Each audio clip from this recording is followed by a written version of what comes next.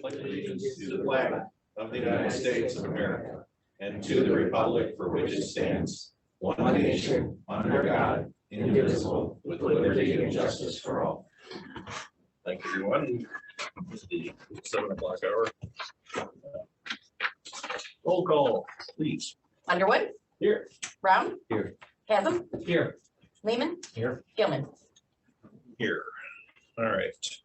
And we have all been updated on our agenda as of Monday. I think that was the last one.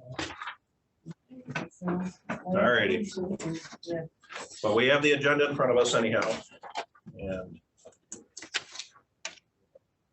a motion or any change that might need to be made. Blue sheet. Yeah, there's one blue sheet. Okay. I lost it. So here it is. Okay. Squeeze in there. Okay, so the blue sheet is the Bridge Improvement Program. So that's going to be item O as well. Motion to approve the agenda, including items 3 or 4. Alan. Support. And support by Carl. Any discussion? All those in favor say aye. Aye. Those opposed?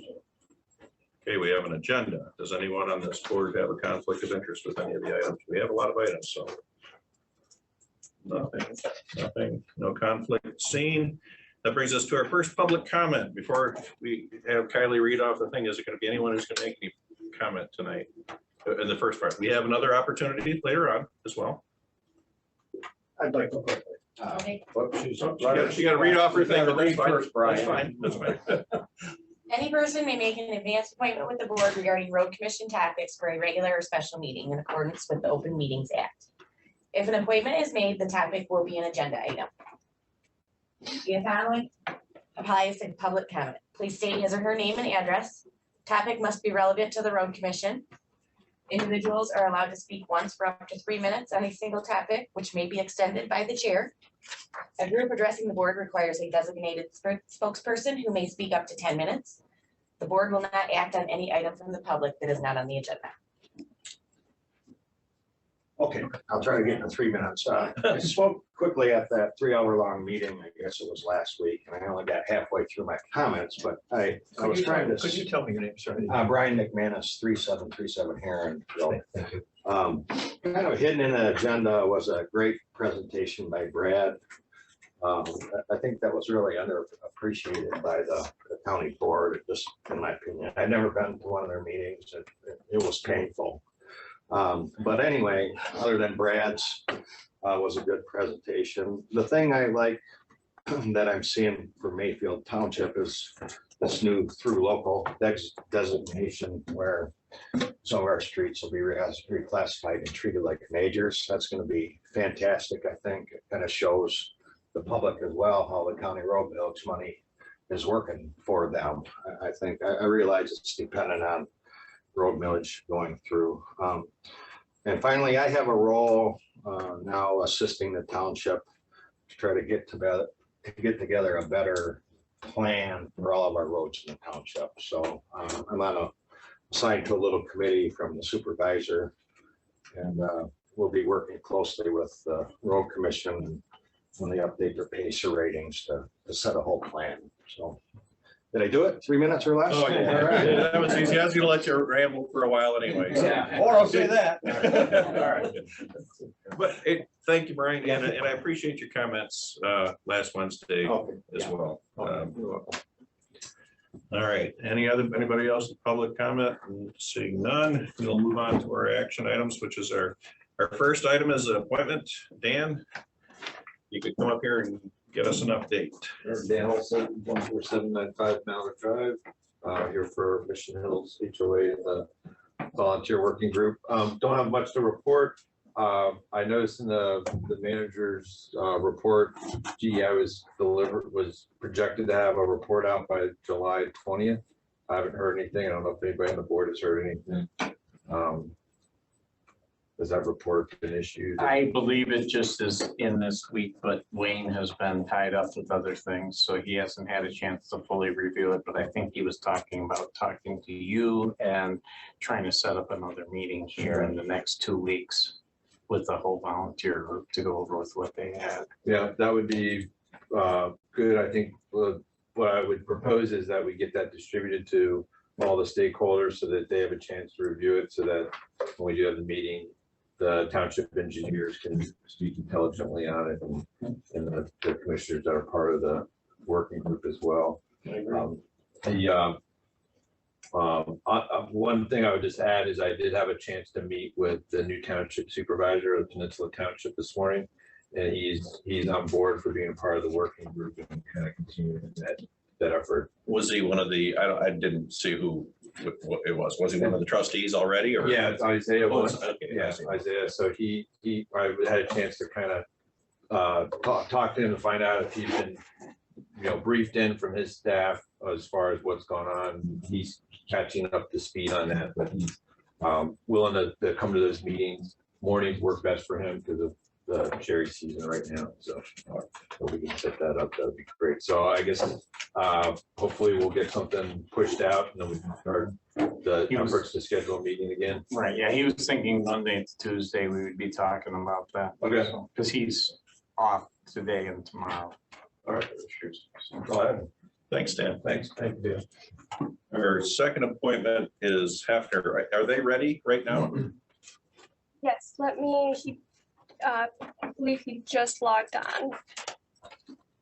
This is for the audit.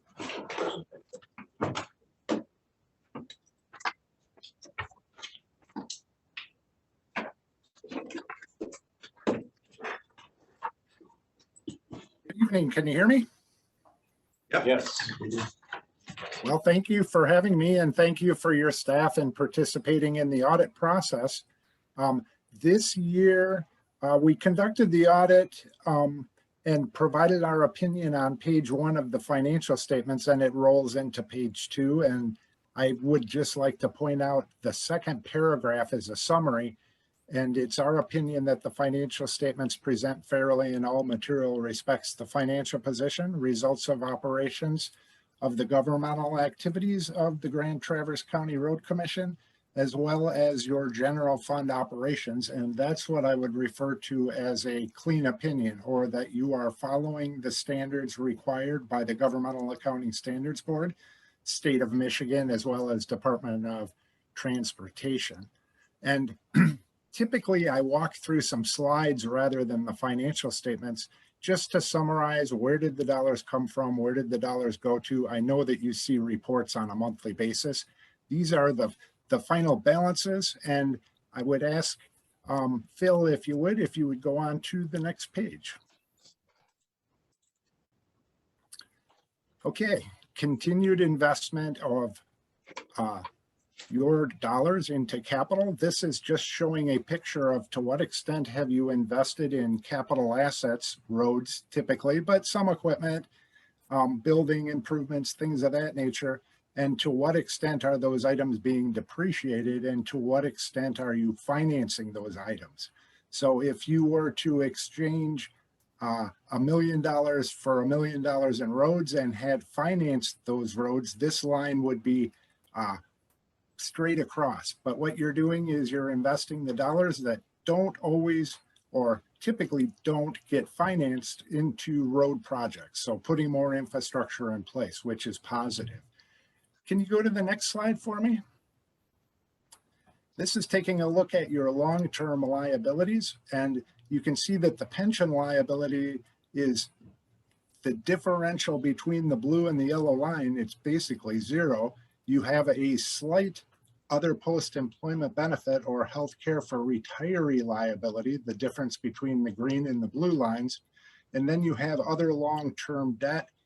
To some extent, you have debt that's outstanding that is being paid with special assessments, yet it's reflected on your books. I believe for 2021, there was a financing of some improvements to development or subdivision.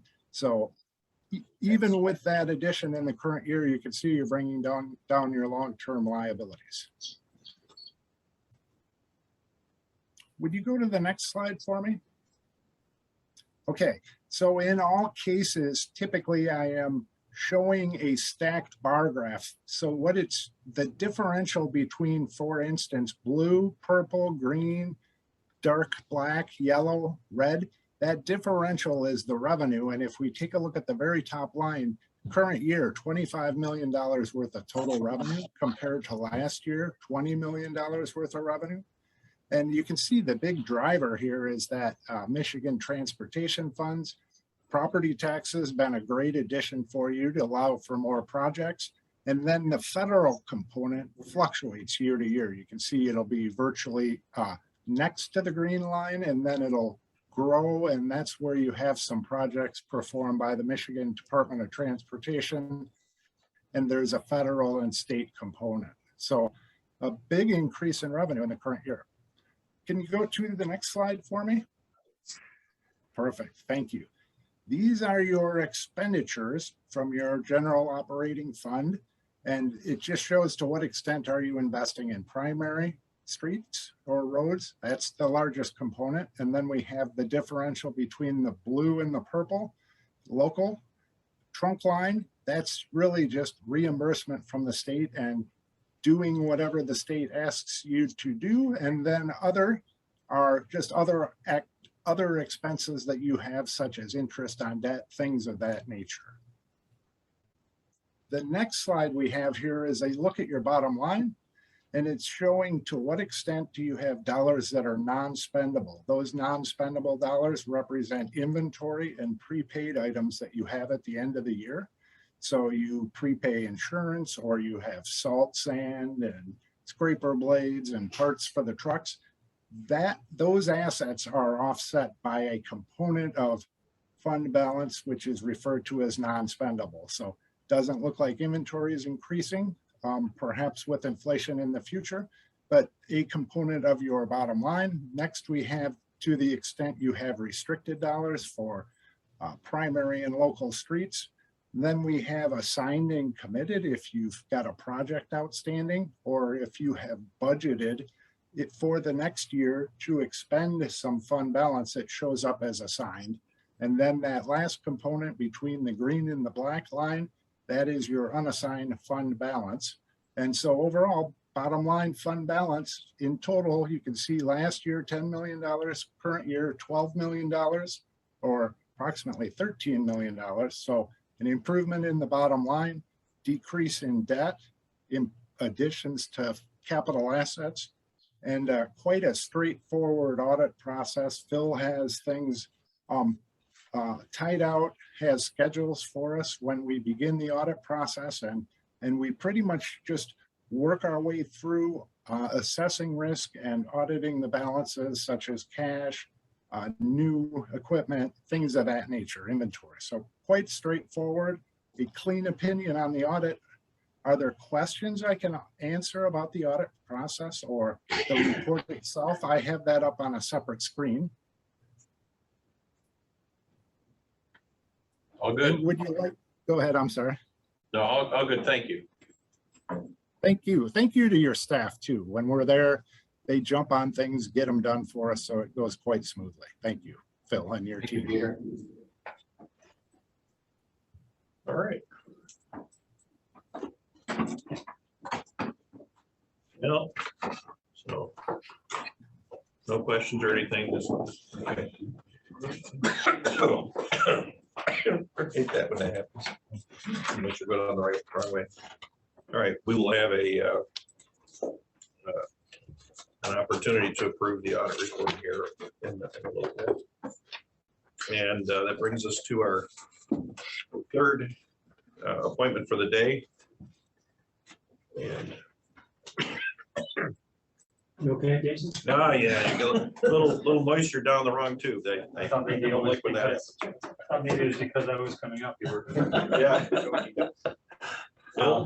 I'm Phil Zip with OHM. I'm here tonight to give you the last, hopefully, of updates. And we thought it would be a good idea to run through the report. So we got a PowerPoint presentation, and I'm gonna make a presentation to the board. You gonna put it up on this screen? I am. Okay, Just connecting. it's a little easier for me to see it. Thank you, Rachel.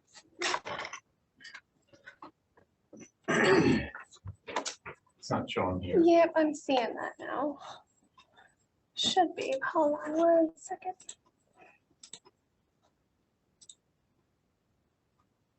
Connecting.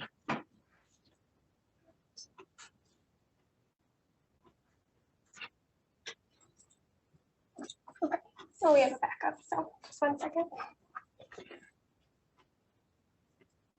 It was a nice drive up today. A beautiful day. How far do you have to drive now? It's 4 hours. I live in West Bloomfield, so I drive up from that. It's not bad. Except when I got to Standish today, the interchange at the 23 connector, and it's stopped. I think I must have stopped for 25 minutes, not moving at all. We're up and ready. Are we ready to go? All right, go to the next slide. This is just an introduction. This is a project area map. Obviously, you all are familiar with this area. You see the bays at the north end. You see the Boardman Lake, South Airport Road. Then you move into the Boardman River corridor area that we're talking about to the south. Next slide. There are, as you all know, there are limited crossings of the Boardman River.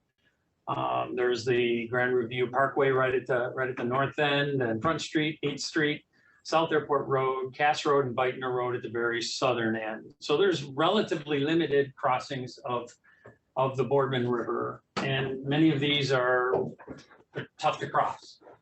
They're small city streets, low capacity. So for many, many years, as you're all aware, the Road Commission has wanted to study and to build another crossing of the Boardman River.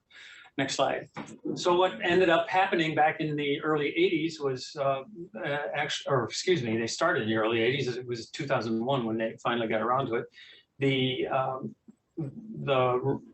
Road Commission had prepared a final impact statement, environmental impact statement for a crossing. They ended up recommending the Hartman-Hammond crossing. And for a lot of reasons, it didn't go through. The resource agencies wouldn't issue a permit, so the project died. Even though they got a ride from Federal Highway Administration, it stalled. Next slide, please.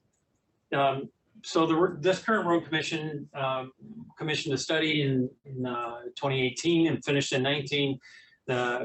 Called the East-West Corridor Transportation Study, and this looked in a relatively limited forecast of 10 years, what things could be done, what are the needs and what could be done. And out of this study came long-term, short-term, and medium-term improvements, and many of those are underway right now.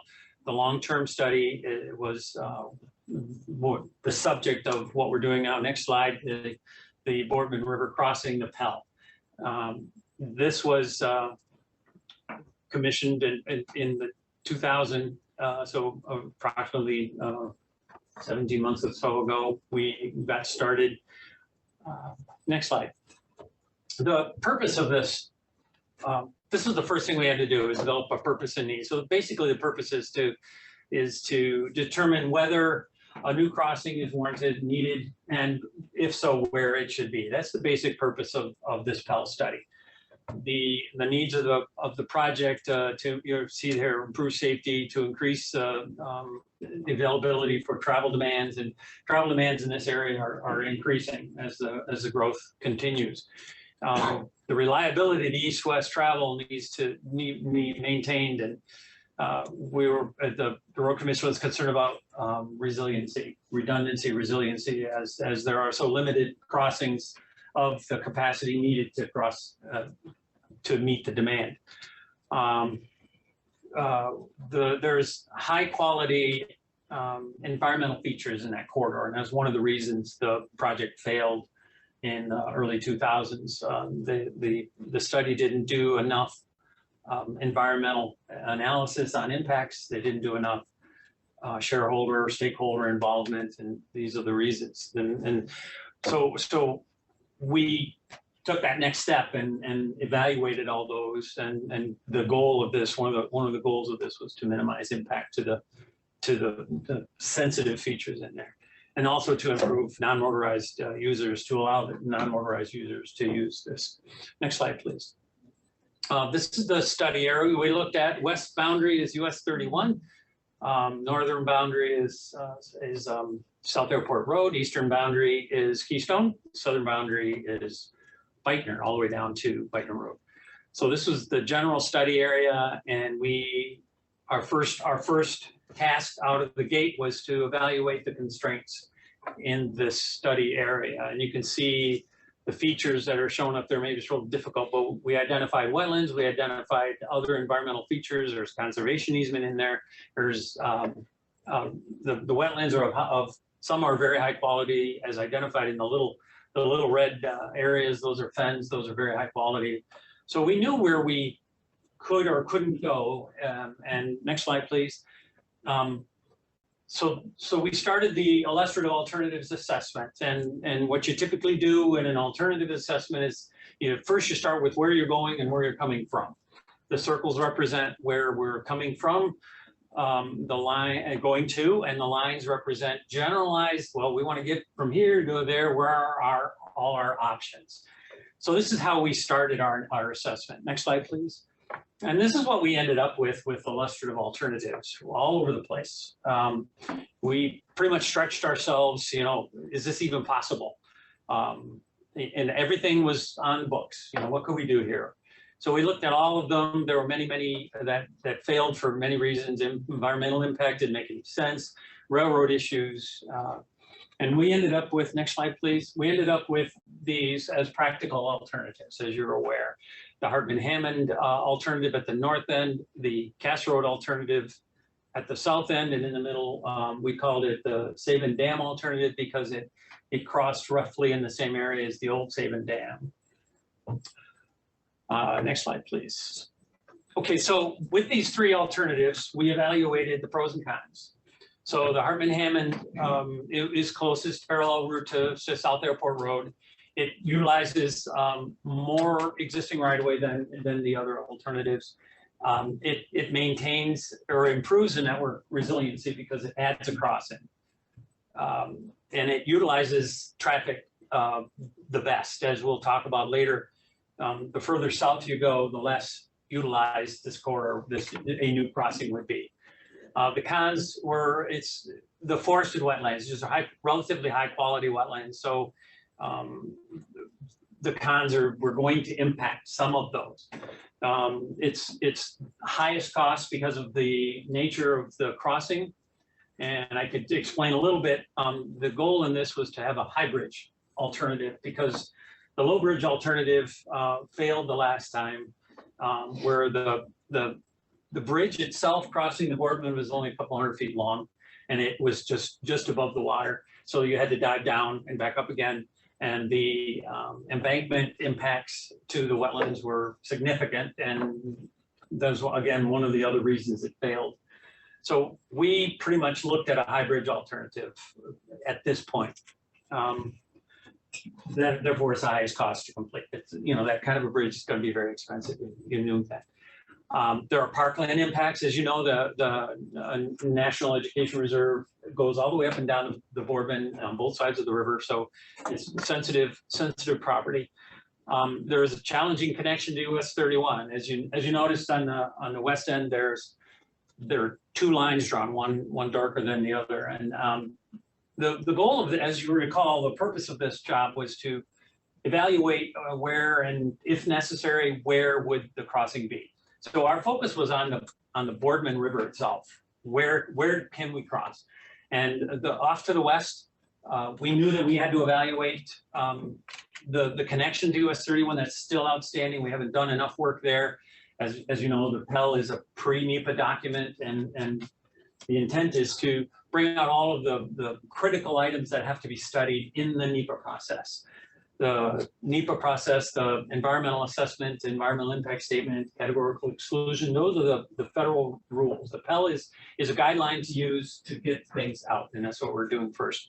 So anyway, the connection to US 31 is common to all of these, but it still has some engineering challenges. I can go through that specifically if you'd like, but I didn't think that was necessary. Next slide. The next alternative was a Sabin Dam alternative. There are fewer impacts than the Hartman-Hammond because we're avoiding them. We're going down into areas.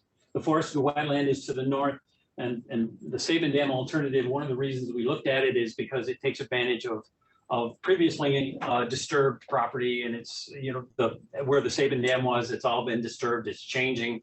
So the opportunity to go through there at this point was what we were looking at.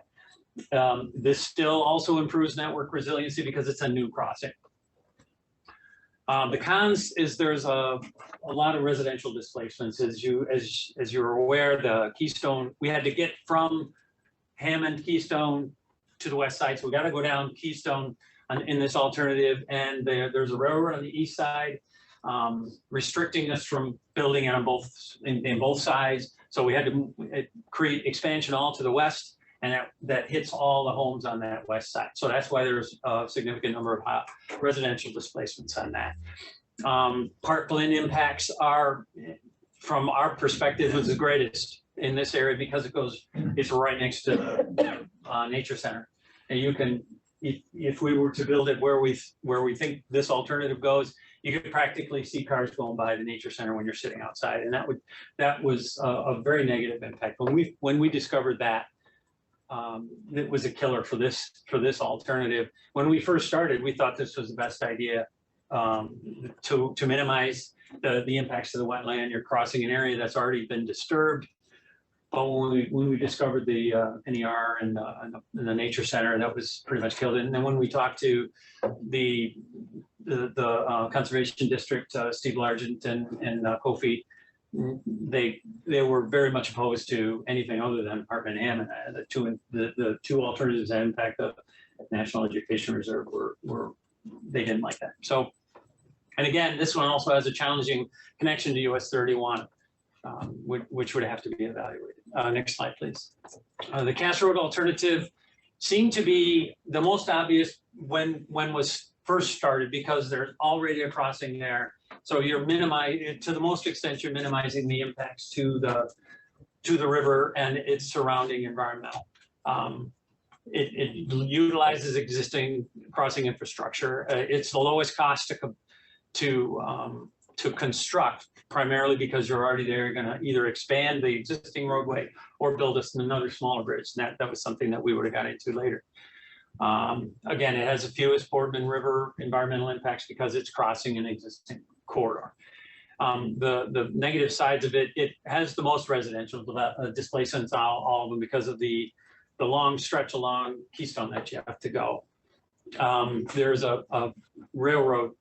There's a railroad just to the west of Cass Road as it swings north on the west side of the existing Cass Road, and the grade there was a significant problem. We would have to rebuild the bridge and go under it because we couldn't go over it. There's no way to get from Keystone over that. And from an engineering standpoint, was not worth it. And it created some wetland impacts that we hadn't anticipated because there's perched water west of that railroad. And if we opened up that, we drain that wetland completely. So, and it would become an engineering problem in the future because you have to pump the water out constantly. The groundwater is very high there. So there were, for very many reasons, we ended up with, next slide, please. We ended up with, well, let me talk about the alternatives comparison. I forgot about this slide. This is what we use. This matrix is what we use to evaluate all the wetland impact, or all of the alternatives, comparing wetland impacts and all of the other impacts. You can see the highlighted cells are where you consider that these are positive. And as you see, the Hartman-Hammond alignment or alternative has the most of them. The highlighted ones that I wanted to show is the fourth line down, where 37% of the traffic, our model showed that the traffic along South Airport Road, if we were to use this, 37% of that traffic would be diverted away from South Airport Road to the new crossing. And as you see, the Saban Dam and the Cass Road are, as you go south, that benefit reduces. People aren't going to go that far south. That's what our model shows. So a 37% reduction in traffic along South Airport Road satisfies several of the purpose and need comments, questions. The Saban Dam and the Hartman-Hammond alternative, they improve resiliency by adding a new corridor. The Cass Road doesn't do that. So that was a negative. One of the big ones is the consistency with the township master plan. Hartman-Hammond is consistent with that township plan. The others are not. The item that defeated the Cass Road alternative was the Robbins Farm conservation easement. You can't go through that without significant court action, and you can't do anything to that conservation easement. So it pretty much killed that one. The parkland impacts are all there. All of the alternatives impact the NER. We feel that the Hartman-Hammond alternative impacts it to the lesser extent because we're talking about a smaller amount of impact to that. The Natural Rivers program is something that we paid attention to. The Saban Dam and the Cass Road alternative are in that Natural Rivers boundary, and the Hartman-Hammond is not. So there's another level of that's the word I'm looking for. I can't think of the word, but there's another level of looking at by the MDNR that we don't have to go through. Can you pause for a second? Sure. The temporary wetland impacts, does that refer to the impacts during the construction Yes. phase? Okay. Pretty much. And we have to build a pretty large foundation. So the impact is big, but when we're done, those foundations are buried and we're only ended up with whatever pier we have left. All the surroundings will grow back. And there's going to have to be a haul road. So we're gonna have to cut trees and destroy some, just enough to get the thing built, and eventually have to maintain it too. So that's something that we'll talk about another time. That's a maintenance issue that you're gonna have to face. Okay, so next slide. So this is what is now determined to be the locally acceptable alternative. This is a new federal highway term, locally acceptable alternative. It used to be preferred alternative. They don't use those terms anymore. So as you noticed, as I mentioned, there's some work at the west end to do.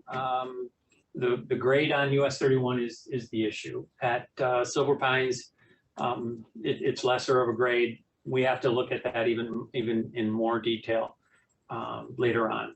But this is the alternative that we are recommending through the Pell to move forward. And again, I didn't mention this, but it was on the alternatives matrix. We have to carry the no-build alternative by law through the NEPA process. So we're going beyond the Pell with two alternatives, the Hartman-Hammond alternative and the no-build alternative. That's what we're moving past this with. Next slide, please. Okay, so knowing where we think it should go, we thought we'd do a little bit of conceptual renderings. So this is from an aerial picture of the basin, and this is an existing before. So next slide, please. There's one concept, and I wanted to point out the piers. Go to the next slide, and then we can go back and forth. You've seen this document. You've seen this before. It was in the document. This identifies. Well, our goal was to minimize the impact to the wetlands below, and the National Education Reserve. That was our goal. And to do that, we thought minimizing the amount of impact meant maximizing the span length, minimizing number of piers for the bridge. So we came up with this. The conceptual bridge people told us, yes, this is feasible, this is possible. So we put this out there. The next phase is going to have to look at options. The feds are going to ask us to look at options more than this. Concrete, steel, suspension bridge, other types of bridges, arch bridge. We're going to have to look at a bunch of different options. Just because it's prudent to do that, you know, we can't just go into it, this is what we want to build, this makes sense to me, but it doesn't. Let's go back now to the other previous slide. Hopefully we get the other one, the other way. Yeah, I know, I'm trying to go back. I gave it away. I was gonna ask you a question, I gave that away. Now we know. Now you know. Okay, so this is what we've conceptually figured this is going to look like.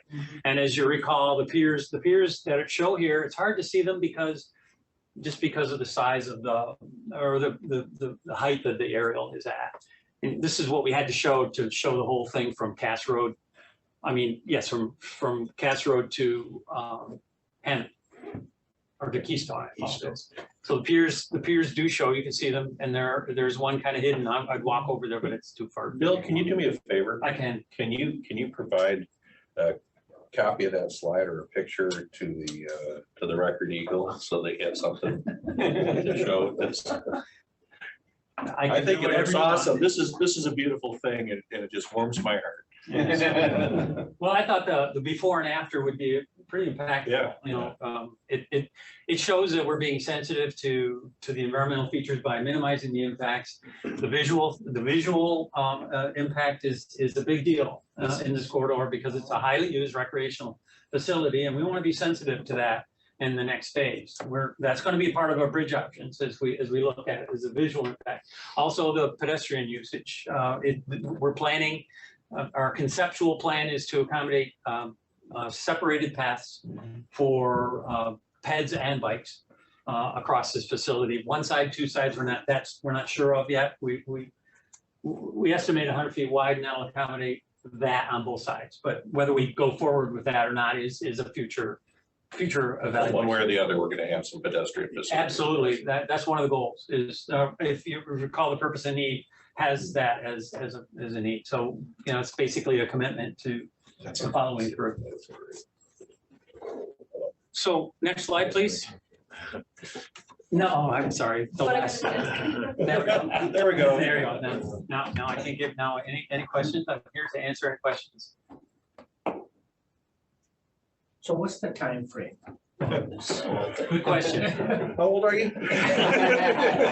Well, you started at the beginning that it started in 1980, and it took until 2001 to at least get. At the first, if you recall, at the first public hearing, a private citizen got up and said, it only took them 7 years to build the Mackinac Bridge. What's taking you so long? You know, this is.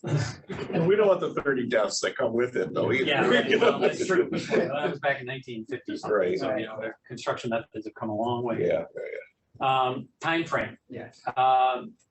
The next phase is the NEPA phase, which is, we're going into the NEPA phase.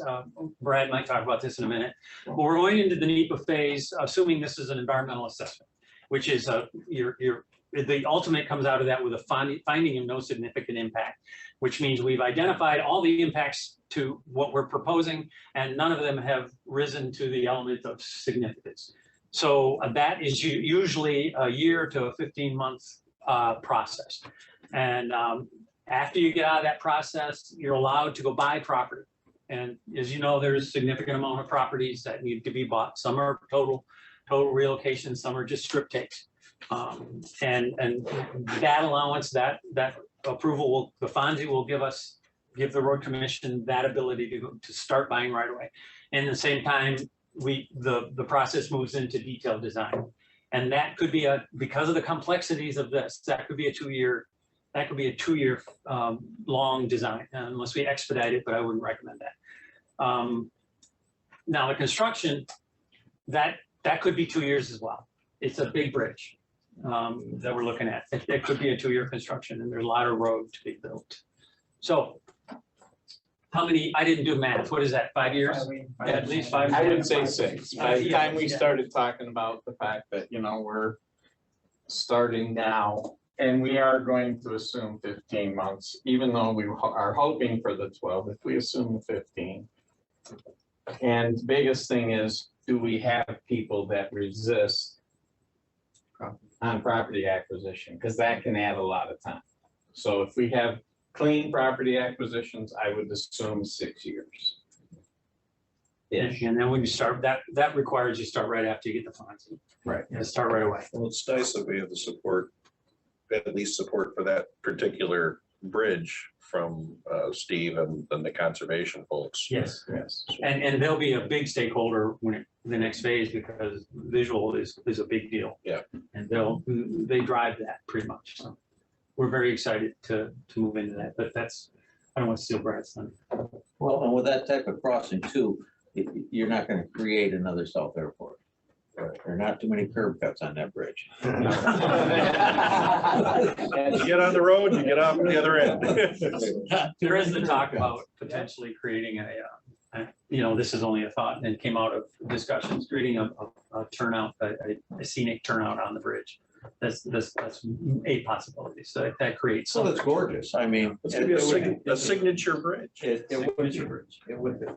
This would be I've said this to my colleagues, this would be in my opinion, and I didn't do any research on this, but this would be the largest bridge owned by a county agency in the country. That's my assumption. Be the third biggest bridge in Michigan, that's for sure. Boy, that ought to be good for some congressional dollars, right? Like I said, I didn't do any research on it. But yeah, for sure, it's the third largest. Third largest in the state of Michigan, behind Mackinac Bridge and Zillow.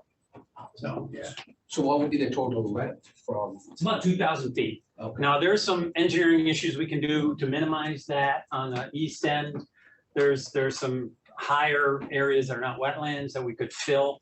But right now, our bridge, I think it shows 2,200 feet on that. But that's plus minus 10% maybe. Yeah. It's not gonna go longer than that, but it could go shorter depending on the details as we move into detailed design. I appreciate that question. No, that's a good question. Any others? No, As I have- usual, thank you, Bill. You're very welcome. Fine job. We don't have to take any action there, right? No. This is just We're my- gonna discuss it yeah, more. we- We're gonna have much more discussion here Thanks. to determine where we stand with our. I'll stick around. If there's any more questions. All right, that concludes our appointments. Which brings us to our consent calendar, and just on the consent calendar, I just want to make sure everybody had an opportunity to look at the special meeting minutes in particular, just to make sure we're all kind of on the same pages. So if that's a true reflection. Yeah, I wasn't there, but double check it. All right. It's up to you. Well, I mean, yeah, right. No, I mean, it was a pretty fluid conversation, and she kept up the best she could. So I have no problem with the minutes myself. So with that, if we can start with the consent calendar. The consent calendar is used to expedite business by grouping non-controversial items together without discussion. Requests by any person present to remove any item from the consent calendar for full discussion as an agenda item are automatically respected. The action noted in parentheses for all items remaining on the consent calendar are approved by a single commission action adopting the consent calendar. The manager recommends the following items be adopted. 1, minutes. 2, payroll. 3, accounts payable. 4, financial reports. And 5, reports and communications. All right, is there anybody, we'll start with the audience. Is there anybody in our audience who would like to remove anything from the consent calendar? Now bring it back to the board. Anybody on the board, would you like to have anything removed? I just have a question, and that's just because obviously this is my first meeting. We're looking at payroll 2022-13 and then 2022-14 under OT. There's a significant difference in the admin and crew OT between the two payrolls. Which is more typical or reflective of that, and why such a big gap? The admin will be primarily our inspectors on the projects, and then the crew is the field operations. Right, and so the difference is Yeah. when we have the holidays, our guys, we have a lot of our field guys that work that additional, they're on 410s, but they work that additional Friday, and that's 10 hours of overtime for them.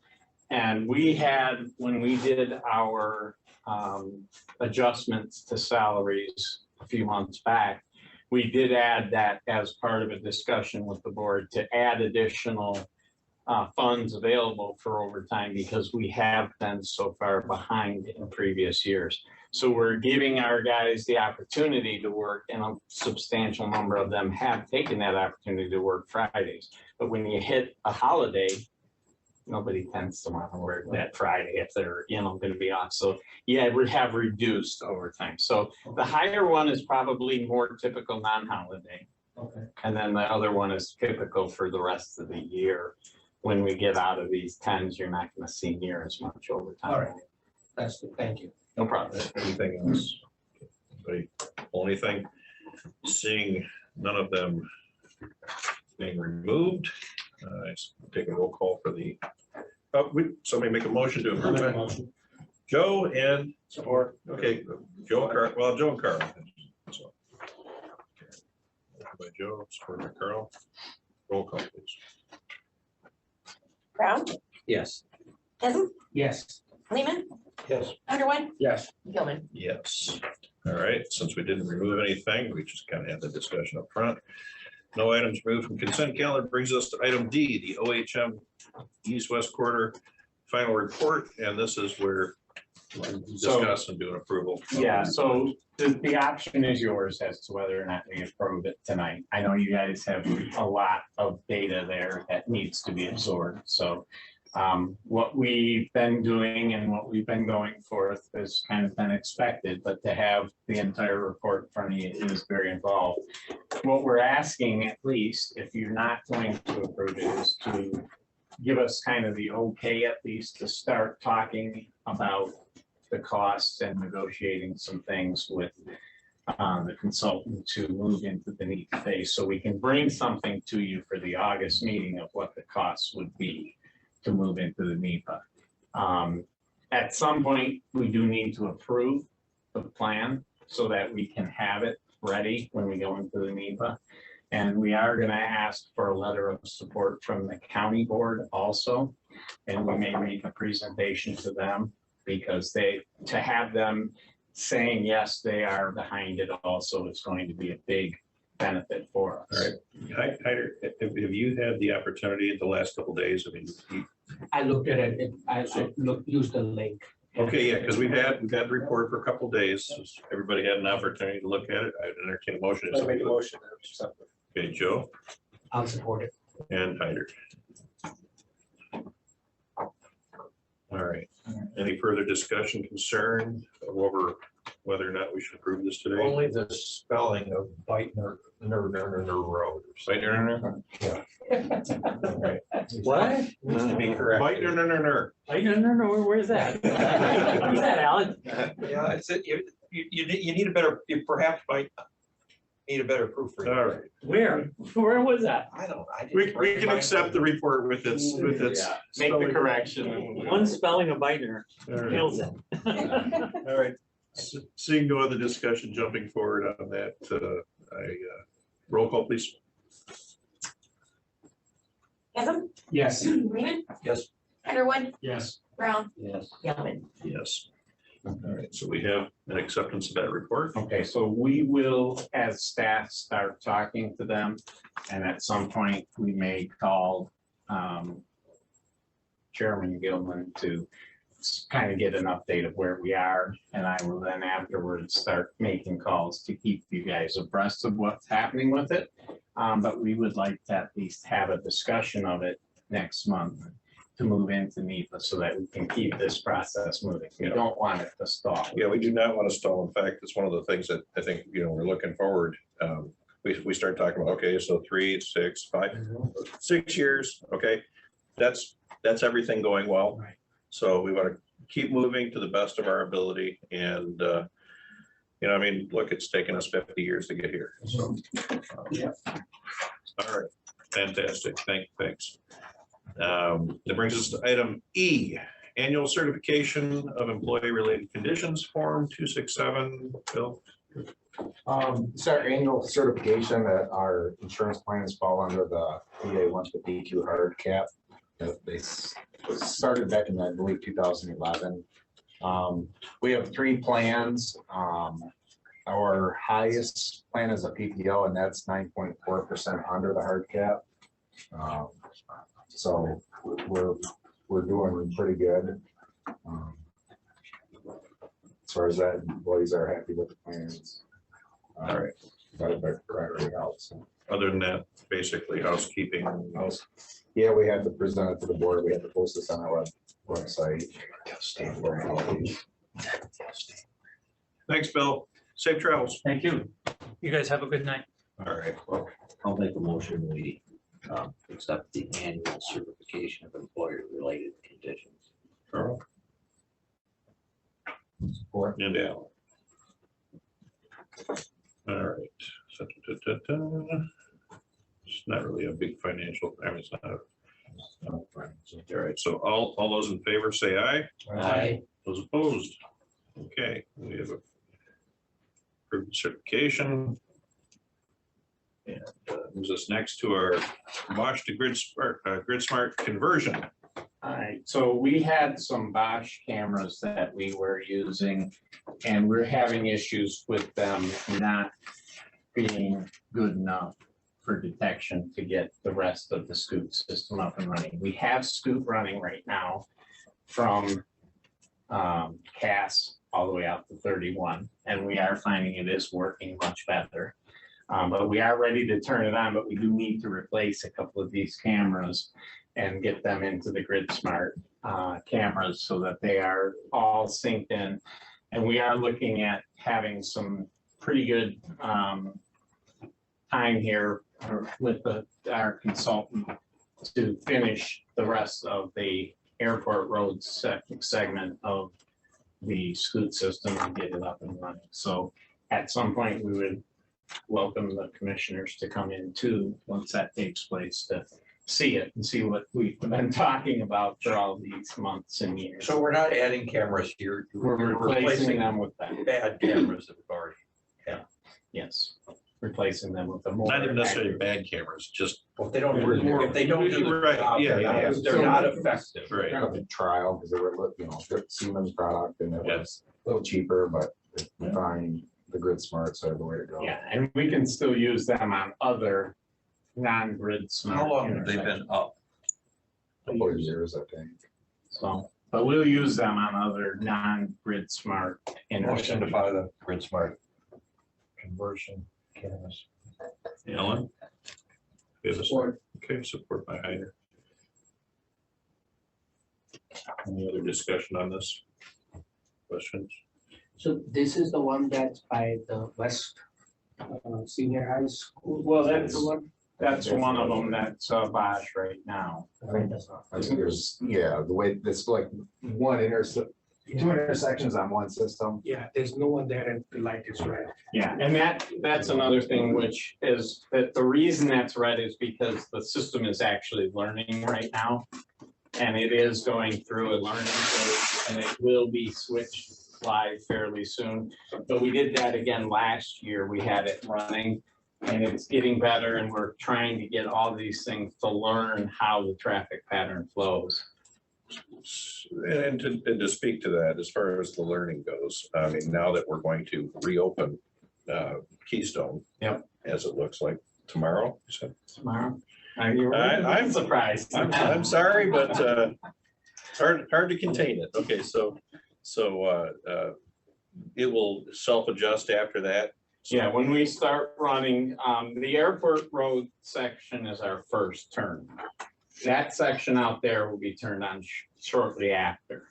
Okay. But it is trying to get these patterns, and we are using them also to collect traffic data for our required traffic counts, so. All right.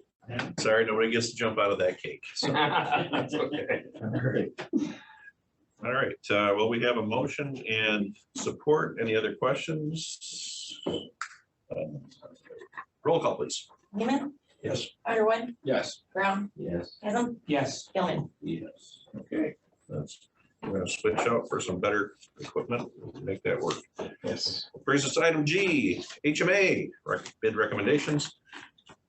Well, I think you guys all got this here now, so, the prices actually came in substantially lower than we expected based on what we had heard from other counties in the area. And we did find a slight error in our number for gravel, and that's what the footnote at the bottom is. But even in it, when we added the additional 6,000 tons of material, it actually made Elmer's lower because they bid $21 a ton and we tried to bid $27.90 something a ton. So it ended up separating it even greater, which, I mean, that's a 9% separation between the two, which was quite surprising for us. But these are, you know, our crush and shapes that'll be done here this year. And we also have taken bids for a special assessment in this that may or may not go, depending on what, now that they have the numbers, what East Bay Townships and their residents decide. So she's pretty good at shepherding that stuff through, Yes. so. Did we get a list of this? Of where the money is being spent? I thought we did. Yeah, we did, yes. I didn't. Did you not get that? It's a whole bunch of, No, I got those. okay. Are you talking where? That's what I said. Yeah, Okay, so where? location, okay. Okay. Bill, do you have that list, Andy? I was gonna call it my. Yeah, because these were, Yeah, so there was Timber Hill, which is the SAD in East Bay, so it's contingent upon them approving it. Just give me a second. It definitely talks to the items, but It does talk not, to but that, not where, yeah. So I know we were also.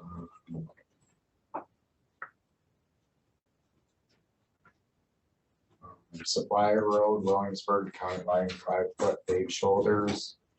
Wilson Road from Davis to Shell, it's a crush and shape with a 3-foot paved shoulder. And then Hilltop from County Road 633 to M37 is a crush and shape with 3-foot paved shoulders, and then Arbutus Hill from Garfield to Hobbs, crush and shape with 5-foot paved shoulder. I just kind of pulled that from like the bid advertisement that we went through and I had a general description of what they were doing. I don't have total miles. yeah.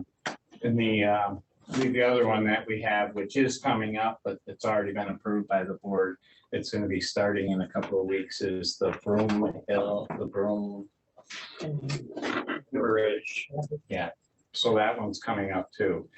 So we have that plus these, and that's that SAD. We have received requests for information and estimates for 3 additional SADs based on the new cost share plan. Motion to approve the low bidder. Alan and they hire, okay. All right, we have a motion and support for the Elmer's Crane and Dozer. Low bid of 2.825, 38533. More or less. More or less.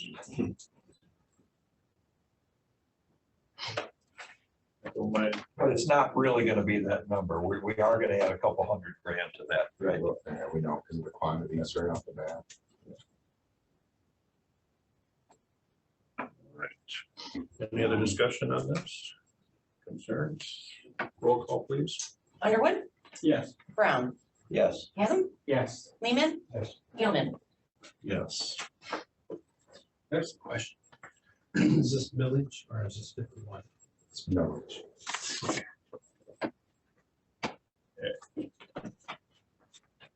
That brings us to item number H. Okay, this one, let me just explain, because this is not, it didn't make sense to me either. But the state now is asking us to have somebody to sign off on our end of the traffic control orders. And they want the board to name it either by name or by position. It doesn't matter either way to us, but when these traffic control orders come through that the state police approve, for parking or for speed limits, they want somebody from the road commission to be signing them at the same time. So And do you want it to be the manager or the engineer? Both. either or. I think we should have one or the other.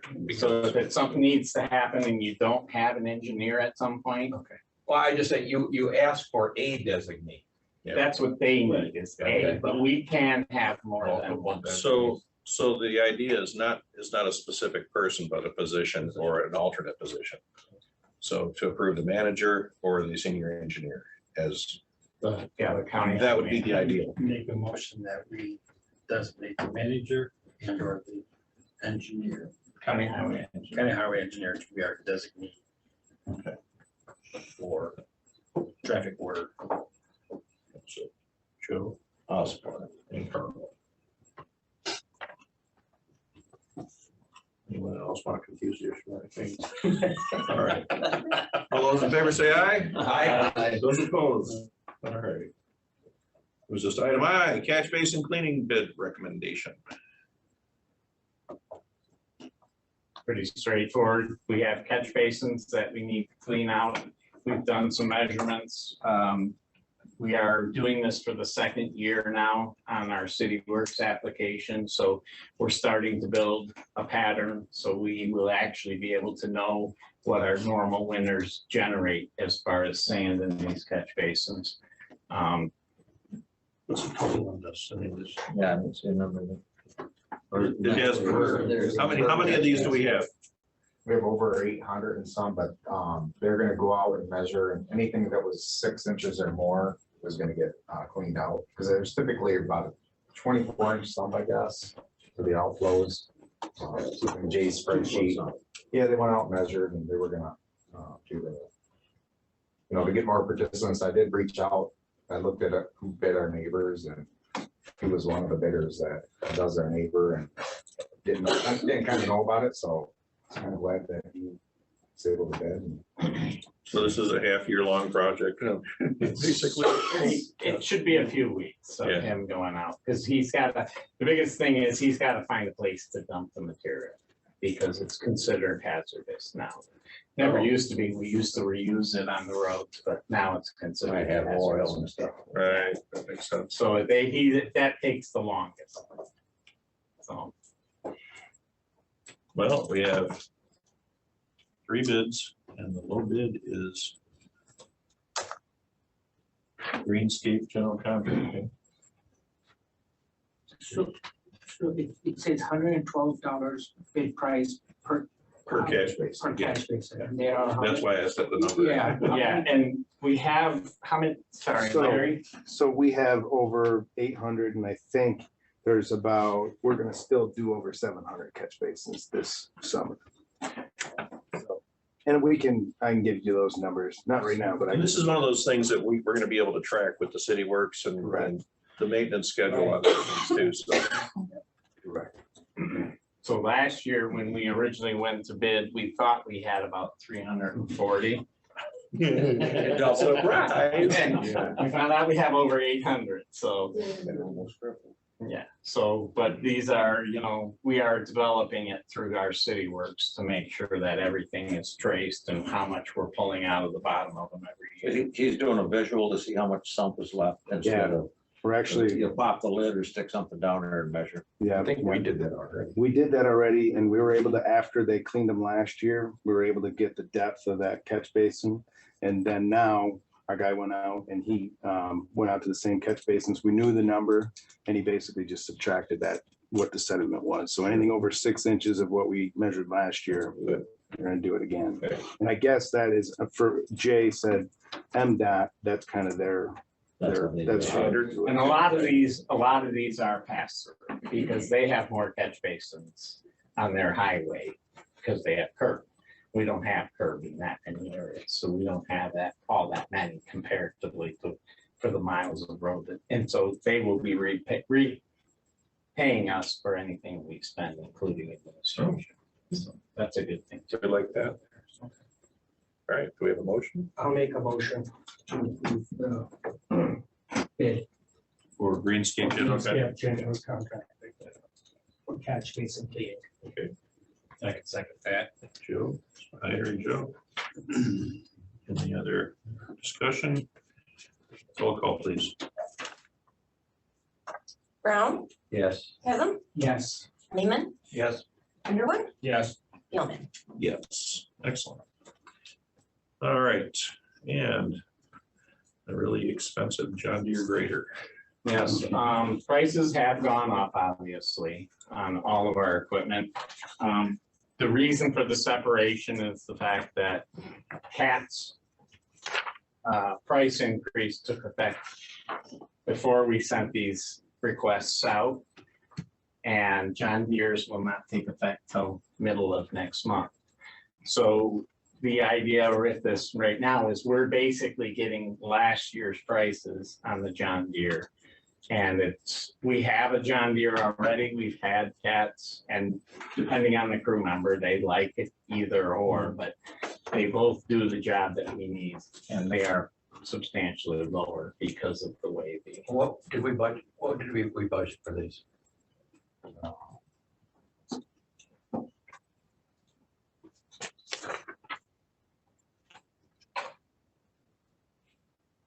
This is gonna come out of next year's budget? Yeah, it'll be next year's. We can lock in the price now. It's a 2023 budgeted items. We haven't budgeted. We haven't budgeted yet. for this. Now we know, now you know how much to budget for. Right. Pretty good idea. Motion to buy I did it down to the penny. 371, 564. Pretty good idea. I'll support that. Okay. Somewhere the salesman's going, score. Yeah, where is Daniel tonight, huh? It's a big sale for him. All righty. Did we? Roll call, yes. No, not yet. Okay. Any other discussion on this item? Roll call, please. Kevin, Yes. Lehman, Yes. Underwood, Yes. Brown, Yes. Gilman. Yes. Unanimous. Okay. Now. I'll make a motion to get rid of the old ones. Thank you, Carl. That is item K. Quickly. Do we have a second? Support? I'll support it. Joe. Okay. All those in, well. Yeah, I don't think you, I think. All those in favor say aye. Aye. Those opposed? Okay, you're authorized to dispose of. Brings us to item L. Environmental Systems Research Institute, the asset management geospatial mapping software. Larry. Yes. So this is what we're gonna pay every year. We have to buy, we purchase software. We have our servers downstairs. We have Esri Enterprise, which encompasses 4 different pieces of software that puts together our full enterprise.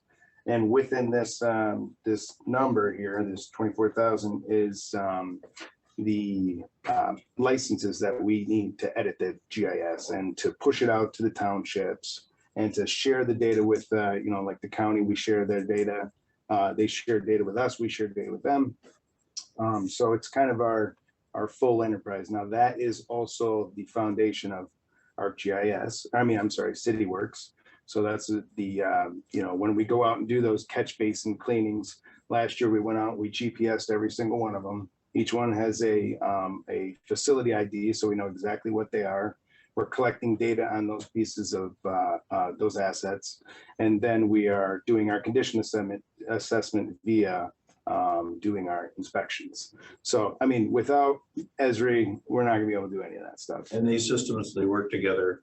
They work together. And we also are incorporating our plow trucks into Esri as well. There's a geo event server that basically we will be able to have a GPS on our trucks, and then we will be able to take that and put it on our maps. So we're gonna be able to see where all of our trucks are during the winter. We're actually going to be, we're doing a pilot project right now with our AVL, which is gonna help us understand what plow routes have been completed, what percentage has been completed. So our guys can see on the big screens in there what's been done as they walk in the door. And so without Esri, we're not able to do any of that. So to be able to kind of real time map where everybody and everything's going on, you're just gonna have a heck of a time. This is a gamer right here. He's gonna be up there, big screen, woohoo, joystick. And we're gonna see this every year. This is a reoccurring every year. And the reason it increases is because software, it increases every year. So And Yeah, this we bring is- it back this to year you. is also higher because we have more licenses. we have more than licenses, townships. townships. We bought the township licenses so that they can get on their road networks and do some of the cost sharing. Well, we committed a couple of years ago to bringing ourselves up technologically for efficiency and otherwise, and we're gonna reap the reward as this rolls out, so. Yeah.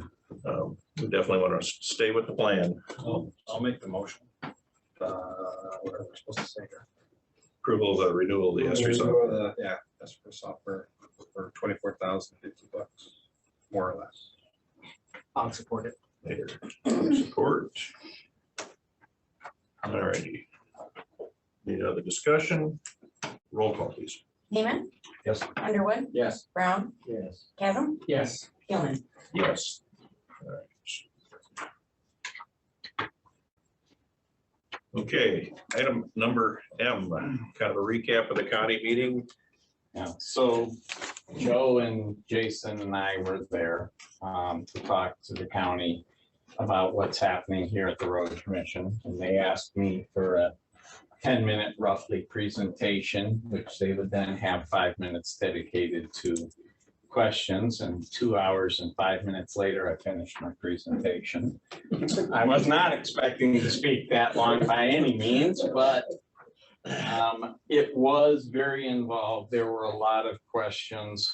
Some of them were kind of like gotcha type questions though too, because you can't answer some of the questions that came up realistically without doing some research. So I think from what I've had from feedback that most people were appreciative of the presentation.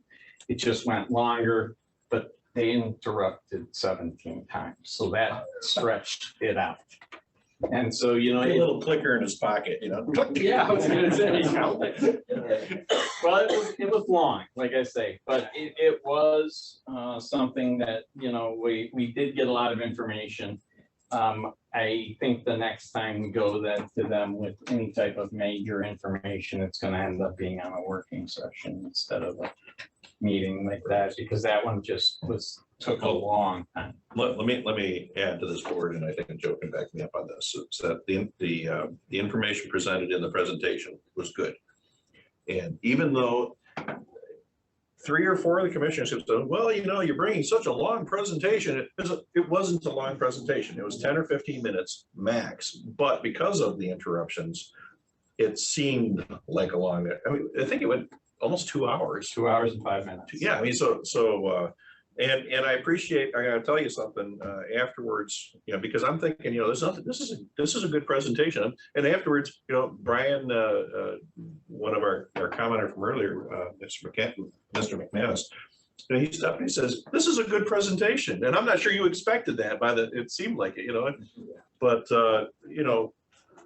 I think it was a good presentation. He represented the board well. He represented what we're doing well. And, in terms of dog and pony shows, I think it was quite good. So.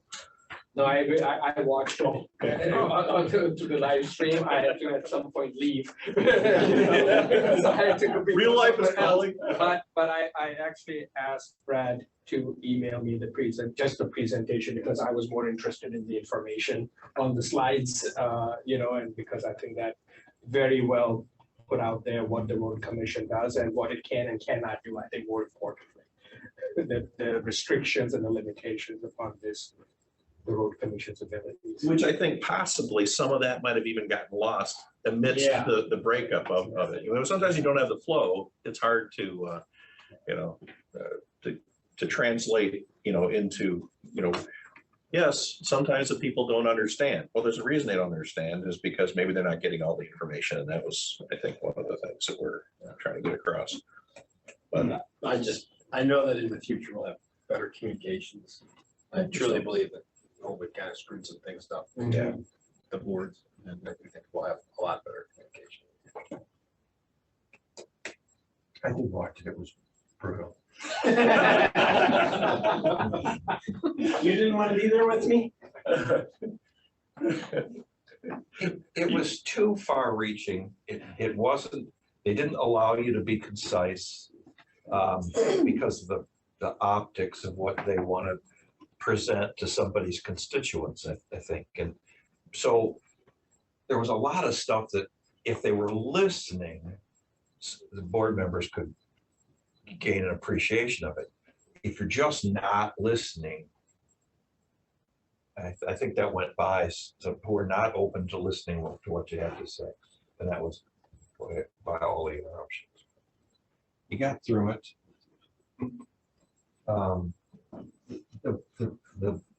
I don't believe the county board thinks we're a bunch of bumbling people up here. We're doing the best job we can with the money that's available.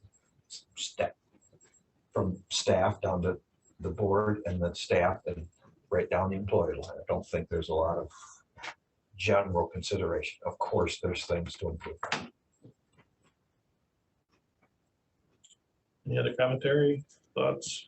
All right, well, that's kind of just informational or a little back and forth on it. This one, Kingsley, item N. Okay, so we are on the verge of actually closing on the property. The state has given us the okay, but they are requiring it go through a title company. So we're hoping Tuesday-ish, we will have our closing on that property. And we will then be ready to start dealing with some of the issues. We've already talked to MDOT. MDOT has given us an okay for a construction driveway for the fact that we need to get in there and start building a road. And then after we build the road, we've got to get somebody in there to remove trees and clear the site for us so that we can start the building process. We have a area on the west and the north that we're going to leave a tree line to kind of buffer what's happening there. But the rest of it is going to be completely cleared until we are done. And then we'll come back after the fact and plant some trees and do whatever needs to be done out there to make it somewhat more of a secluded environment. They do have some questions that they need to have the school system talk about too, because they want to make sure that whatever is happening, the school is paying also part of the cost of the drive / potential future signal. So if there is some things that come up from that, we will know, and we will be dealing with that. The next phase though really is to sit down, and Carl and I think Jason are both going to be able to sit with us next week. And we're going to start talking about what do we want to contract out separate from the general contractor, and what do we want the general contractor to just go ahead and take care of for us. So we are going to be able to help to get the construction road in, but the final road is going to have to be built by somebody who's got the exact tolerance capabilities, which we don't have.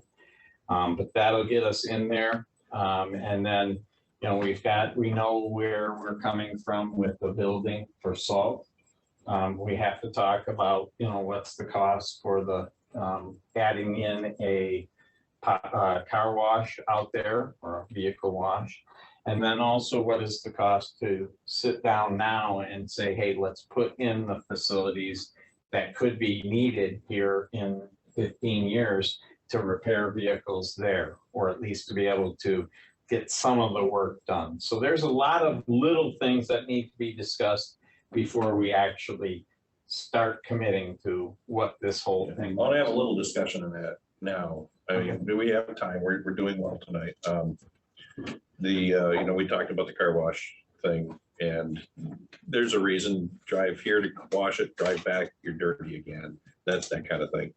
As far as the mechanical facility, and we discussed this briefly on the phone, but the question is whether or not does to spend a lot of money up front to have the mechanic facility available, as compared to, for example, hiring Nickerson's, I mean, or whatever, if they have to bring something here and we take care of it here. I mean, what's the cost trade-off? When you start talking about 10 or 15 years down the road, okay, we might have more trucks on the road working, more road miles down that way, and it might make some difference. But I think we need to look at how often we do need the services of, for example, of a tow truck or whatnot, or if we're helping MDOT in some way at some point when they're, working other parts of the 31, you have 131, for example, which that would be a closer alternative for them to kind of pull off of the side of the road and get their stuff working. Yeah. So, I mean, And there's also the halfway point where Yeah. we could build it so that the concrete is set and not put the hoist in yet. Yeah. So there's some alternatives that we need to discuss as we move forward. The biggest thing is to make sure that it is not going to be undersized in 10 years. Because depending on what happens, I mean, I don't know how many roads would end up becoming ours.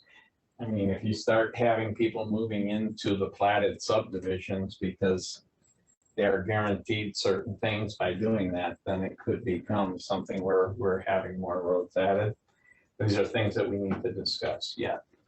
But we're working on trying to figure out how to get the trees cleared, get the driveway approach in, and get it all staked out so we know exactly where. trees cleared, driveway in, level, Yeah. ready to go. What are we looking time-wise? How long do you think it's gonna? They are guessing that they will be able to get in, get the site taken care of, get some of the utility work to where the building is gonna be, and then if we have a mild fall into winter, potentially get started on the salt barn throughout the winter. And then they're expecting as soon as weather breaks, they should be able to get it done.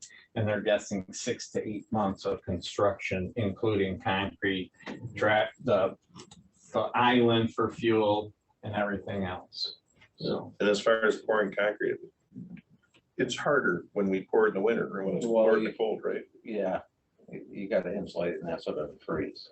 And it's a lot to try and insulate for that. Well, they put the blankets and stuff on it, but ideally it's, better being doable than what is better, but yeah, but it's not an undoable thing during the winter. Right. And so that's another discussion as far as, And as we talked about, it's gonna be as close to green certified as we can, right?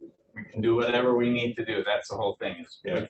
We are looking at, in-floor heating because that heat coming up to melt those vehicles is huge. I mean, so definitely that. Grand Traverse has looked into some of the options for us as far as heating, as far as a geothermal type operation or others. The other thing we also can take into account as we discuss this is the potential to put in a wood burning setup out there. We have a lot of trees right now that we are cutting down and we're grinding them into chips because we don't have places to put them. That's a good point, because either geothermal or, you could use the same piping essentially, depending on how you set it up. And if we don't have a good aquifer or something to use, that just seems like. Yeah, so it's one other option. Right, and so we've also, because we are, going to have fire suppression, we are right there with the Kingsley's tower, so we are actually going to have a pressure reducer set up because it's coming in over 90 PSI and nobody wants that coming into the building. Can I ask a question? It's not really Kingsley related, but as far as the wood burner, can we retrofit one here to help? We've discussed that. I think there was a discussion before I got here at some point to potentially look at it, but I don't know if it ever went anywhere. We would be interested in looking into it. We don't know what the cost is, but we think based on our first discussions that we could actually do it now that, especially we have to have somebody here every day during the winter. So, we're covering the MDOT routes so that we have somebody in Saturday, somebody in Sunday. If that person can just toss one massive log into a large format burner, then yes, that would make sense. And we could definitely talk about substantial savings on what we pay right now to heat this building. So Charlie trained on the picker. Yeah. Cross training, right? Mr. Chairman, do you think that would behoove us to ask them to give us some estimates on a retrofit for a year? Sure. Yeah, I don't have to do anything formal. What would the payback be, you think, if we were to? Grand Traverse feels the payback's probably 5 years to 6 years. It's not substantial. The problem is that burning thing, the burning chamber itself is probably a 12-year replacement. So he said, you're gonna pay it off, you're gonna have a few years, but then you're gonna have to put the chamber, but that's only the chamber. That's only the chamber, and that's not the most expensive part of the whole. Once you get it wired into everything else, then you're good. I'd be curious. What the figure is. Yeah. We will talk and we will try and get some estimates for you for August. No problem looking for efficiencies. Any other discussion on this item? All right, that gets us to the added item. Oh. The bridge improvement program. So there is a substantial amount of money still coming out of the Fed. And they have evaluated all of the projects that were originally submitted for the bridge bundling.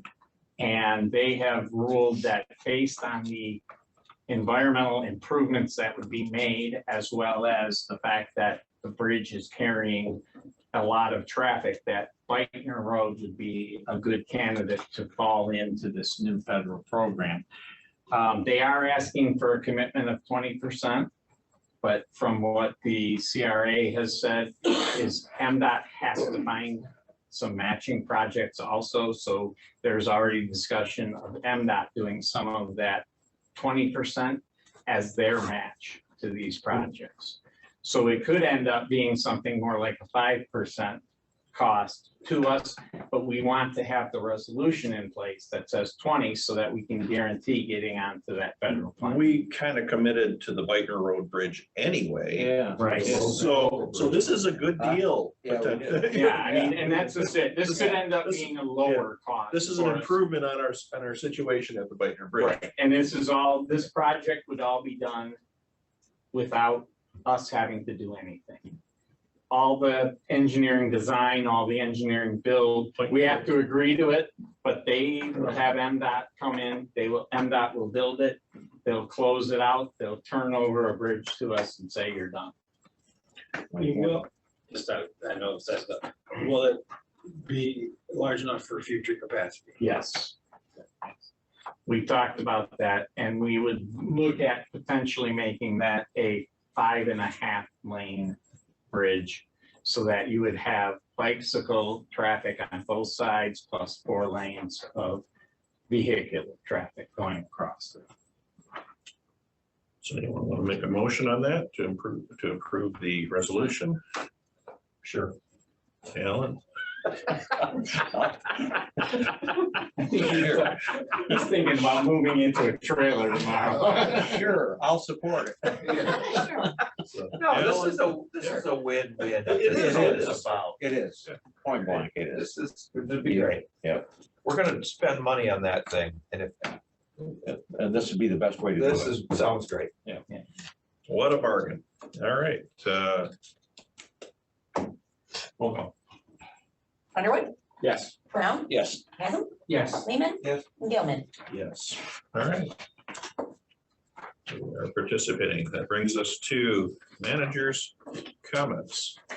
Got a few things. Obviously, as you have been informed, Elmer's is going to be wrapping up out there Sorry. tomorrow afternoon. But it could be late in the day, so I don't Okay. necessarily know that people will be able to go home that way. they've got a lot to pick up and clean up. This is not the final project. This is opening it to two-way traffic. And they still have some restoration. They still have a couple of things. And we're still waiting on street lighting for the over the intersections. And we're looking at that hopefully showing up according to what they said by no later than I think September 20th, 15th. Are we gonna have some signage up or is it all training wheels off? I mean, we're gonna leave construction traffic up that says slow down, and we're gonna have some barricades on the island so people can see where everything is. To make sure that nobody's just trying to speed through it, but we will have it in good shape and good enough for vehicle traffic. Well, that will be 9 weeks out of what originally was anticipated to be a 17-week project.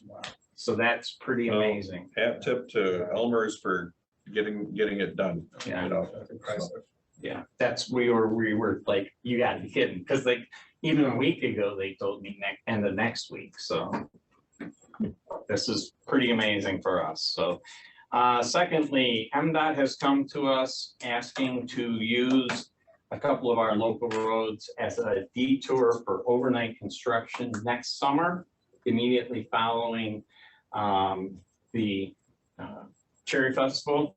And they are going to be doing Chum's Corners. They're going to be doing patching of all the concrete out there. They will pay for 100% of our leg of patching to be able to route traffic around them while they're out there working. And it's 7 o'clock at night till 7 o'clock in the morning, every day for about a week. So I figure it's a. How can we take advantage of this? Let's see, how far do you want that detour to go out of the way? Up this entire local road system? Right, exactly. Yeah, no, it would be a good thing for us. I mean, the cost of the patching is gonna be pretty high, but they're gonna pay for 100% of that. So that's a good thing for us also. The next thing we talked about in the meeting with MDOT was construction on the Parkway. Apparently, there's still some uncertainty on whether or not it's actually going to happen. There are some significant issues that still need to be worked out between MDOT and the city of Traverse City. So they're continuing to assume it's going to be, but they are going to need to use 3 Mile to Airport to 31 as a detour for commercial traffic. So as part of that, they are willing to discuss what cost share they would do for repair for any damage done to the road during that. So that is 2 years out, but just to let you know that we are discussing it with them now. And they would also be willing to throw in some cash to fix whatever gets damaged, plus deal with some other issues. Kind of like short-term rentals, you know, I mean, we get to loan them our roads for a little bit and have to fix them up. 3 Mile. 3 Mile. 3 Mile from 31 to Airport. Cross pass. Down in Yeah, that's the Manistee old one. County, they repaved about 5.5 miles of county local roads to do. We have to be kind of demanding on this. Yes. To do a strip of 31, they wanted to close it rather than work through the construction.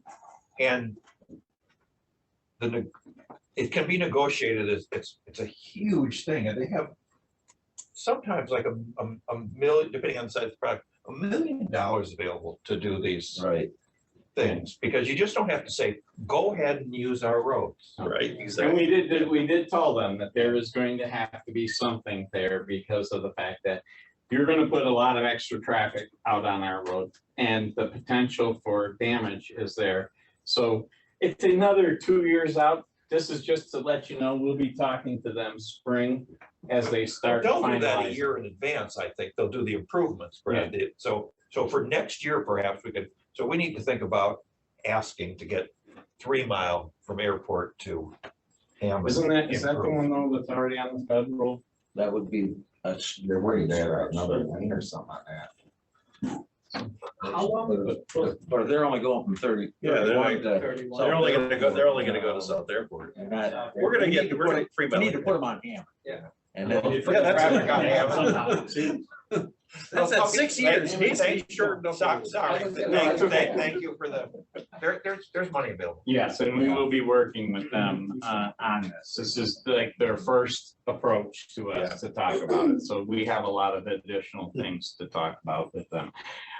Next thing, I'd like to bring up the fact that we had grader training. I know we talked a little bit about it, but the guys, we had 9 or 10 guys out there, 10 guys, and we actually had a very well-recognized trainer come in to help our guys learn a lot. They spent a whole day here in this room to learn more about the graders and what their capabilities are and how to approach roads.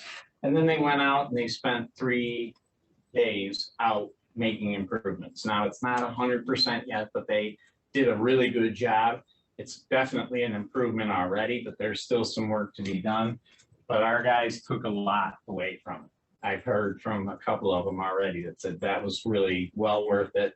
So now we have probably approaching, that 10 to 12 people that are going to be potential grader operators here in the future. So this is again why we need to make sure we keep the graders running, because the old one that we just agreed to replace was in rough shape. So that was a very busy week for them this week, but they did get a lot done out there. That was done on South Ray from 113 to Klaus, correct? Yes. Okay. Second thing, that for people, our personnel, we have made an offer to a senior level engineering technician, and he has accepted. So we are expecting him to be here in about 2 weeks from Monday. We also were able to find a senior engineer that we had our first interview with, but we're going to be having him come up here because he's down south, but he's originally from Engadine in UP. And he wants to be back in Michigan, and he is a big design engineer. He works for the state of West Virginia right now, and he is interested in moving back into this area. So we had a very productive interview with him.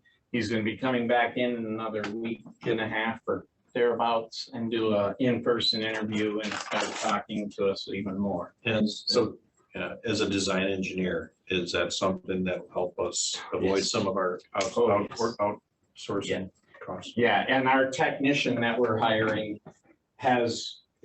he has done well into the double-digit bridge inspections. So we're talking about being able to do a lot more in-house inspection work with the staff we have too. So all the way around, it's taken us a while to find them, but I think, we have some good potential here, especially, our technician, he's been around, he's done this for 20 plus years. The engineer, he's been doing a lot of safety stuff, a lot of signal stuff, a lot of sign stuff, as well as design throughout his career. So he's a very, very valuable asset. We're hoping he will accept a position with us, assuming the interview goes well. So, and the last thing is there is discussion right now that there may be some additional funding for primary road projects, types of things that, would not normally be able to be funded by county road commissions. But, so we've started working on developing some ideas, adding another lane going up the hill to Chum's Corners, which is always a problem during the winter because the trucks have such a hard time and to have that second lane.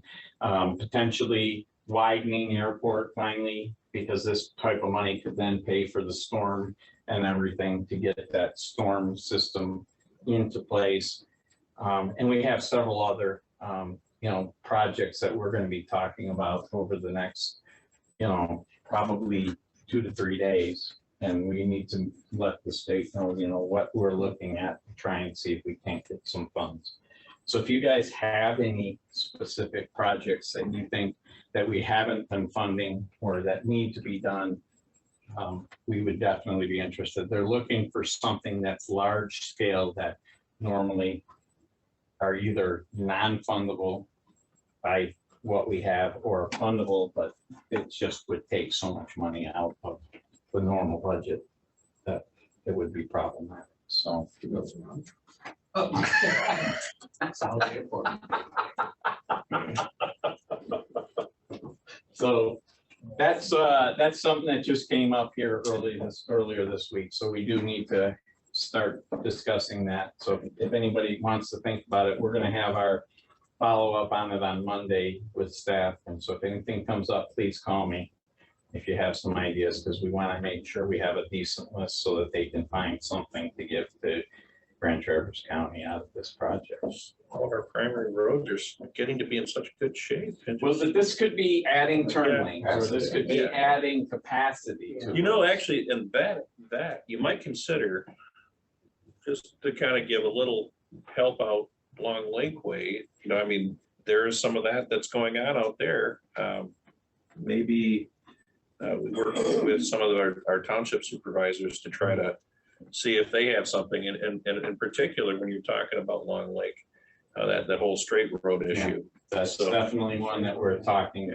We got to figure out what the solution would be, but that's definitely one we would need to address. Because the volume out there in front of movers is insane. It just needs to be moved, and it needs to come right across, you know. Right. So. Is that the type of project that this funding would be? Yes, it sounds like, you know, they're looking for things that would otherwise be tough for road commissions to fund on their own. They would love that.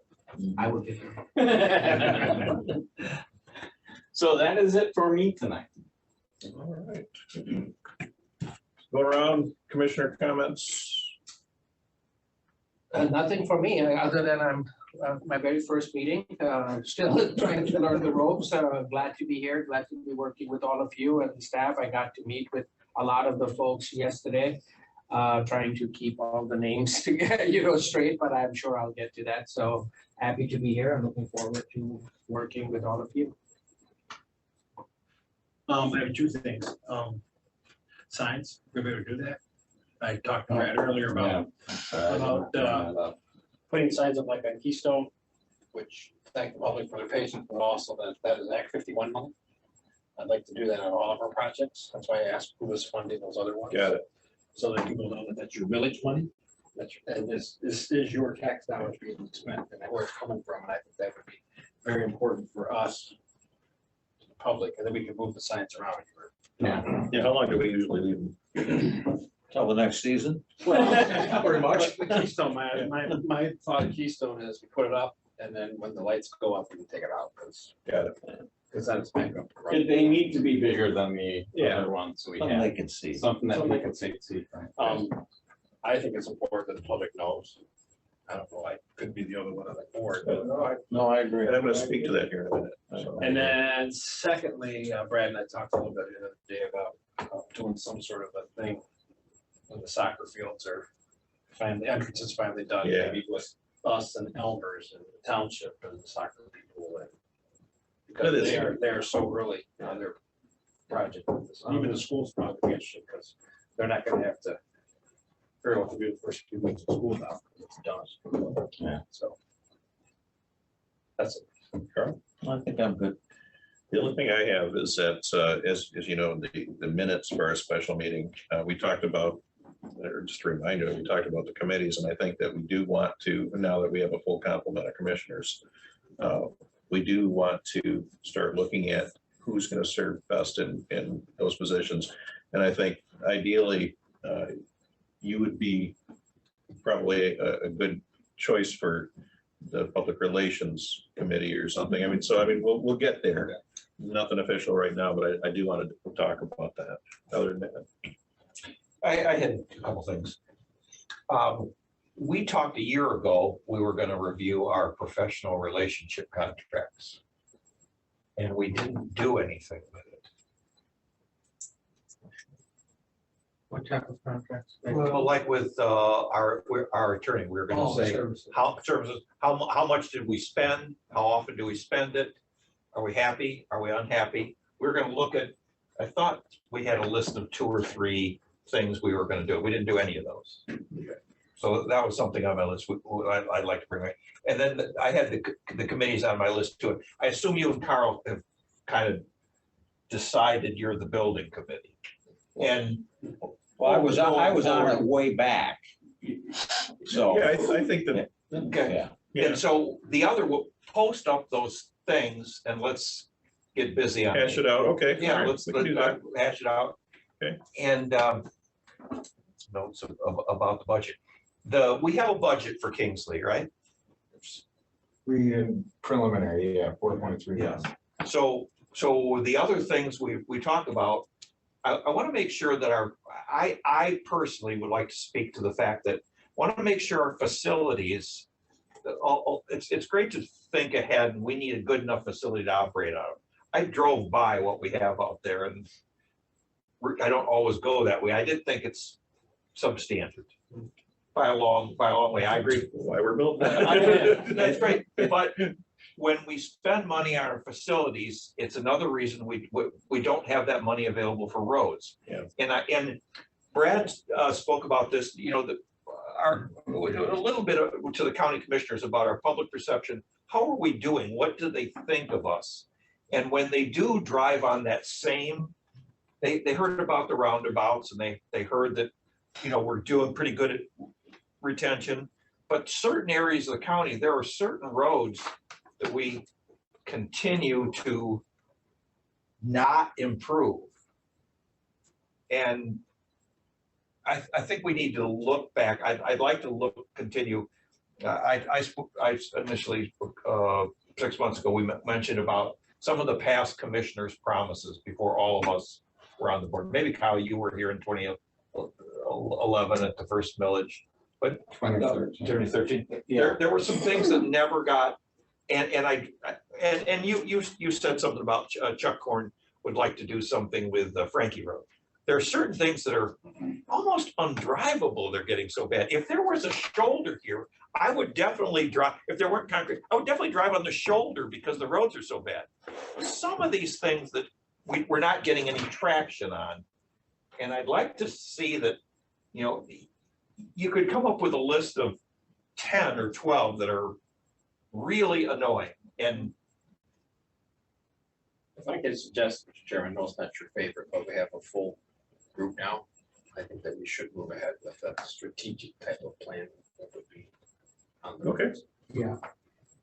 Well, I mean, it's not as if I object to it. I know, but we, you know, in the past we had it was, oh, that was crazy. So I think we're pretty stable now.